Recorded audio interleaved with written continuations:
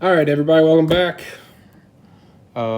Hey, please, if you're watching and you have free diving, spearfishing experience, please tell me what I'm doing wrong. I want to learn. I know I'm not at the advanced level of this stuff, so I really appreciate any critiques that anyone's willing to offer.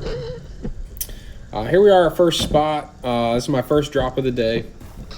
I kind of made a decision headed out that if I saw a small barracuda that I would take it. I've been wanting to kind of experiment with the barracuda, and sure enough, I said that to myself on my first drop.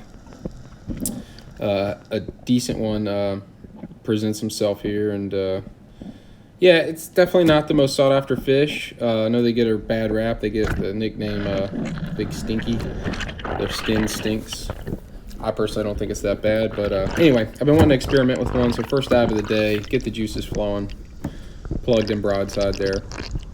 And yeah, I'm going to ditch my gun here and get the shooting line and just begin swimming forward as I pull the fish in so that I don't get tangled in the line. It's definitely one of the most dangerous things that can happen is you get tangled up in line out here, and it's just not a good situation. So always try to work on my line management. I know that I've had issues before getting wrapped up a bit, luckily with nothing bad happening. But anyway, pretty easy from this point. I mean, look, I'm trying to get this fish and dispatch it quickly. The quicker I can get a knife in its brain, the better off everything's going to be. So grab him by his throat there. You do have to watch out for these teeth. And yeah, knife in the top of the head for these types of fish, mackerel types of fish. Usually the top of the head is the best way to brain them. Snappers and stuff, I go through the side behind the eye. Brain bleed gut as always. And yeah, first fish of the day. You know, they get such a bad rap, these fish, and I tell you, I was really surprised when I brought this one home and ate it. It was delicious. Here we are, same spot. I think I dove 2 more times. Didn't see anything, and so this is my 4th dive of the day, 4th dive on this spot. And yeah, I'm nice and warmed up. I got a fish, so I just can relax more now, you know, and just kind of enjoy it. And yeah, gonna take a nice drop here and see what's down there. And really nice conditions today. Not much current. Viz is really good. It's probably 85, 80-ish to the sand here. This ledge probably comes up to 65. And I see this school of horse-eye jacks, and I also see this lovely yellow jack kind of hiding in the midst there. And you'll see I put a good shot in this fish. I would have preferred it closer to the head, but it was kind of like head/gut. And you see he got tucked under that ledge. Yeah, that is something you don't want to happen. You don't want that fish getting stuck under that ledge. So I grabbed that shooting line and I pulled really hard. And it was actually stuck for a second. I was getting ready to just let go of everything. But luckily he came out from under that ledge and I was able to make my way up.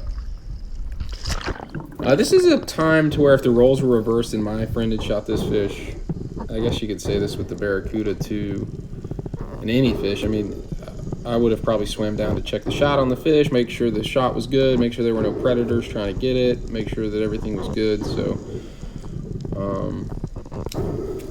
yeah, it's always good practice. Again, you're gonna see me, you know, grab the fish. Again, I gotta work on pointing my camera down once I get the fish. Sorry about that.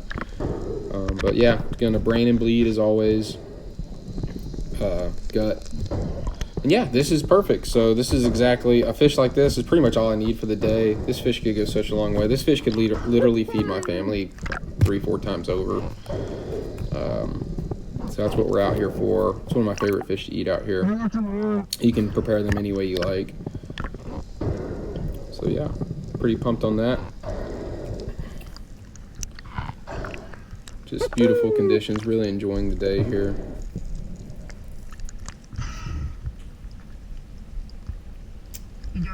The next spot we went to, we dove 3 or 4 times. Nothing was really happening. It was a little deeper. And then we went to our 3rd spot of the day, which is this spot here. And my buddies Paul and Nevin had just dove. Nevin shot a small yellowjack, and Paul shot a small snapper. And this was before I even got in the water. So they were taking care of their fish. I decided to make a little drop here. A little shallower here, probably 60 feet to the bottom, 65 feet. And this is just a heartbreaker. I see this Goliath here, and this is what made me do what I'm about to do next. I see this mutton. He's definitely a keeper. Not big, but I feel like he's a keeper. And I grunt a little bit, and he comes in and shot him low in the gut. And I decided to start horsing him because of that Goliath. I just know that Goliath wants to eat this thing. And if I didn't see that Goliath, because of the shot, I would have let this fish probably take some line. But as you see there, because I decided to horse him, he pulled off. Another reason your buddy should dive down when the gun goes off or something happens. I feel like if I was with my buddy Jack, he probably would have recovered that fish. Or my buddy Scott, they probably would have recovered that fish, but no worries. Anyway, look, I have the carcass of the yellowjack in the throat here. These are parts that most people just throw out. And I didn't do too good of a job cleaning that yellowjack, so I really felt obligated to cook up the carcass for lunch. This is the same day, just a couple hours after I got done, got off the boat from cleaning everything up. And yeah, just salt, a little salt mix and some olive oil. 350 degrees at like 27 minutes or so, and you got like a perfect lunch. I mean, this was almost more fish than I could even eat. And it's cooked so perfectly. Like, the key to cooking fish, if you have fresh fish, it's going to taste good. It doesn't really matter what you put on it. Just don't overcook it. If you overcook it, it's just going to really soil everything. But this is cooked perfectly. You can see it just flakes apart. Just a perfect meal. I didn't eat anything on the boat except an apple that day, and this is probably 2:30, 3 o'clock. And this is my real first meal of the day, and just to eat my catch and just like stuff myself with fish, just, man, doesn't really get much better.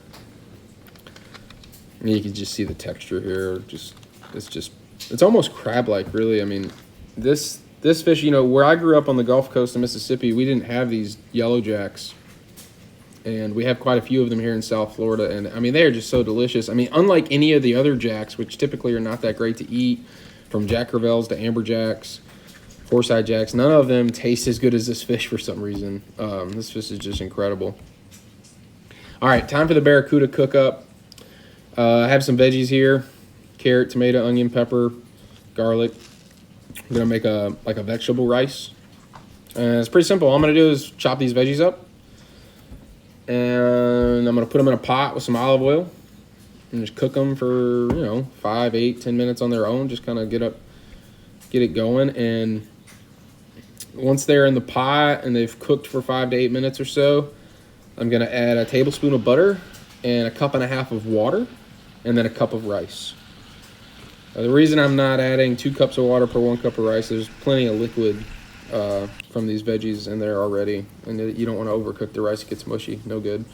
So yeah, once I got I also put a little salt in there. So the veggies, you know, a tablespoon of butter, a little salt, water, rice, stir it up, cut the heat off. I got it boiling, just cut it off, leave it there. It's going to be perfect. Pretty easy to do. And here I have my cast iron with some bacon grease, maybe a teaspoon of bacon grease in the pan, and salt and pepper on the Barracuda. That's it. I did let the Barracuda sit out of the fridge for about an hour and a half to kind of warm up a bit. It just helps it cook all the way through nicer. If a thick piece of fish is cold when you put it on the pan, the outsides will be cooked and then the inside can be raw, which, I mean, for some fish is good, but if you're looking to cook it through, you know, like this, you don't want the fish that cold when you put it on the pan. And this is the color you're looking for. I'll probably let it sit for 8 minutes or so on that first side. Just really want to get that nice color. And, you know, once I flip it, it's only going to sit on that side for maybe 2 minutes. You definitely just don't want to overcook it. I always keep pressing the fish to test the texture. If it gets too firm, that is a sign that it's overcooked, and you don't want that. You see here it has a little bit of bounce to it, and that's what I'm looking for. And I just serve it over the rice. No sauces or anything. Not usually a fan of heavy sauces. I like to cook simply. Just try to be as healthy as possible. And yeah, I'll just finish it off with some lemon. And let me tell you something. these little barracudas, beware, because this thing is absolutely delicious. I mean, I don't know many people that if I served them this, could tell me what kind of fish this was, and if they were guessing, they might say something like snapper.